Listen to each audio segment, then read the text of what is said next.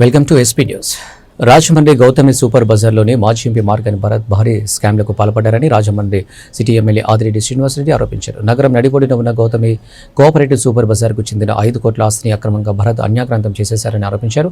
తిలక్ రోడ్డులోని తన కార్యాలయంలో శనివారం ఎమ్మెల్యే ఆదిరెడ్డి శ్రీనివాస్ మీడియాతో మాట్లాడుతూ గత 5 సంవత్సరాలుగా అధికార మదంతో వైసీపీ నేతలు ఎన్నో అక్రమాలు చేశారని, రాజమండ్రి మాజీ ఎంపీ మార్గాని భరత్ చేసిన అక్రమాలు బయటకు వస్తున్నాయన్నారు. జగన్ బయటకు రావాలనేదే తమ కోరికని, అలాగే అసెంబ్లీకి కూడా రావాలని సూచించారు. విలేకరుల సమావేశంలో జనసేన పార్టీ రాజమండ్రి ఇన్ఛార్జి అత్తి సత్యనారాయణ, టీడీపీ రాష్ట్ర కార్యదర్శి కాశీ నవీన్ కుమార్, రాజమండ్రి పార్లమెంటు కమిటీ ఉపాధ్యక్షులు మజ్జి రాంబాబు, నగర టీడీపీ ప్రధాన కార్యదర్శి బుడిగరాత, తెలుగు యువత రాష్ట్ర ప్రధాన కార్యదర్శి నక్క దేవి వరప్రసాద్, కార్యనిర్వాహక కార్యదర్శి కలపర్తి శ్రీను, బీజేపీ నాయకులు బూర రామచంద్రరావు, టీడీపీ 35వ division in charge Karagani Venu, Rajahmundry parliament committee కార్యనిర్వాహక కార్యదర్శి బంగారు నాగేశ్వరరావు తదితరులు పాల్గొన్నారు.